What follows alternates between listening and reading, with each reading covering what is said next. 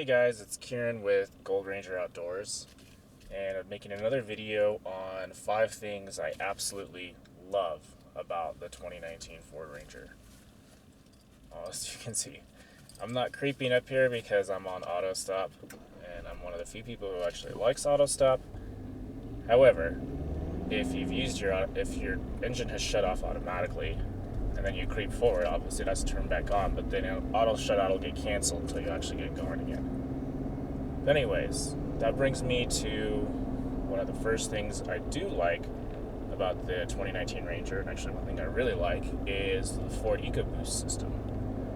Now, I know a lot of people don't like Ford Ecoboost. Turbocharging's a little bit of a polarizing topic in the automobile community.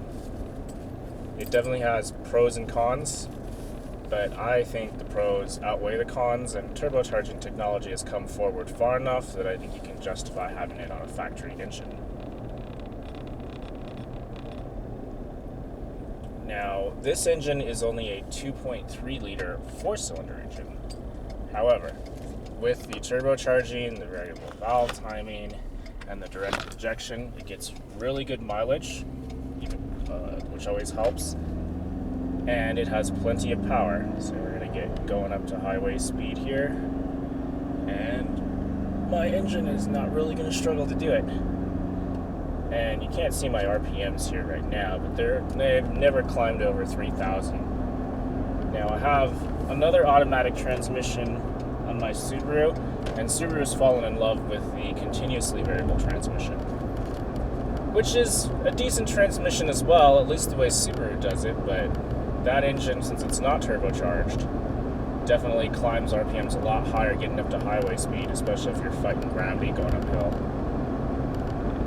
According to Ford's brochure, the 2.3 liter EcoBoost in the Ford Ranger produces 270 horsepower and 310 foot-pounds of torque, compared to the Toyota Tacoma, which produces 278 horsepower and 265 foot-pounds of torque with a 3.5 liter engine, and the Chevy Colorado, which produces 308 horsepower and 275 foot-pounds of torque with a 3.6 liter engine.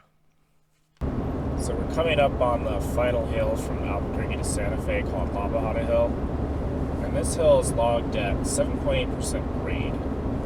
So I've got the truck here set at 82 miles an hour, and we'll just watch how much the RPMs climb when we hit the slope. So we're starting to slope up here. Yeah, the engine noise is getting a little bit louder. We haven't dropped any speed. We're still going 82.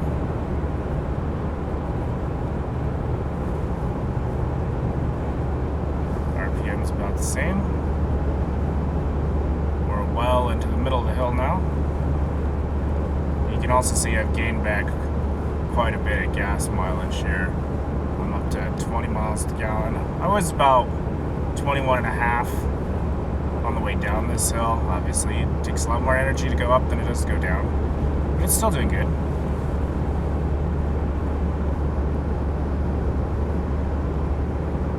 Still no significant RPM increases. We're still well under 2,500. And we're still holding speed.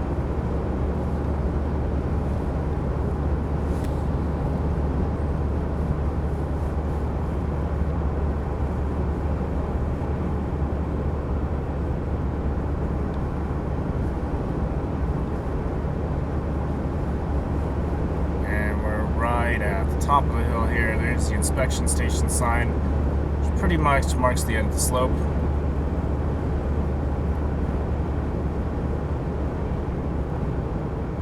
So yeah, this truck handles that hill like it's absolutely nothing. Now granted, I'm empty. I'm not pulling any weight with me. I don't have a trailer out the back. But still, every other vehicle I've owned has struggled to get up this hill, at least on cruise control.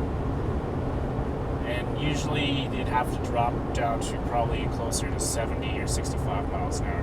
Like Subaru, if you leave it at going 80 miles an hour and you go up that hill, you'll certainly redline. I had a Honda Civic, and that was manual, so there was no way in hell you could get up that hill on cruise control. You're going to have to take it out of cruise control, downshift, and drive it up yourself. So I'm very happy with the performance of the Ford Ecoboost engine. I'm happy with how well it pulls, and I'm happy with the mileage you get. So another one of the things I love about the 2019 Ranger is the fuel economy. Now, I have yet to actually hit peak fuel economy with the EPA rates it for, which is 24 on the highway and 20 in the city. Part of that is because I live at altitude. We're about 6,500 feet here, and as you can see just from the road ahead of me right now, there is a lot of hills and varying terrain of any kind. I mean, if you're going to go down, you got to go up. Eats into your fuel economy, and so does altitude. You know, leaner air's got less oxygen in it. But even then, I still get decent mileage. You can see right now, this is a fresh tank, so the fuel economy isn't quite up to date. I'm making about 18, 17.8, and it'll climb up as I get going further here on the highway. I set cruise control. But I've seen it about 22, going from here to the next big city, which is Albuquerque, and I'll probably get about the same on the way back. Maybe a little less because it's mostly uphill there. Probably about 21.5, maybe down to just under 21. So fuel economy is a big plus. It's always a big topic in any vehicle. So on the way back home here, I got up to about 19.6 miles to the gallon. That's after going both down and up La Bajada Hill, and I'm still going up a little bit of a hill right here. So yeah, we're getting pretty decent gas mileage for the road we're on. The third thing I really like about the 2019 Ford Ranger is the space contained within the cabin. Now, there isn't a lot of storage space, which I've already covered. However, people space there is loads of, and it's actually one of the biggest reasons why I chose this truck over the Toyota Tacoma, which was my original first pick when I was looking for a truck. Now, sitting in the back seat is a lot more comfortable. Even sitting in the front seat is a lot more comfortable in the Ranger than it is in the Tacoma. And if you're going to be sitting in a vehicle for a long time, 2, 3, 4 hour trips, that's a big deal. Here's a decent look at cabin space from the inside. You can see we got plenty of foot room and leg room on the front seat, and plenty on the back seat. Obviously, we got to have enough to have our Siberian Husky in the truck. The other thing I really like about the 2019 Ranger, and this isn't exclusive to the Ranger, is the Sync 3 system, which is phenomenal. I have never had an Apple product, so I can't attest to the quality of Apple CarPlay, but I'm sure it's good as well. But originally when I was going to get the Ranger, I was just going to get an XL trim, which doesn't come with Sync, because I've just been using the Bluetooth phone pairing that came with my 2014 Subaru, and I always thought that was great. Then once I got into Sync, it was really hard to go back. Just the ability to be able to view the maps, to view the apps on your screen is hard to replace. I know you guys have seen this more than once on my videos, but here's how Sync works. So I got to plug in my phone to a USB-C here, which in turn goes back into a USB outlet in the truck, and now I can get my maps, and I can also get all my other sync compatible apps. They do have to be sync compatible to appear on the screen.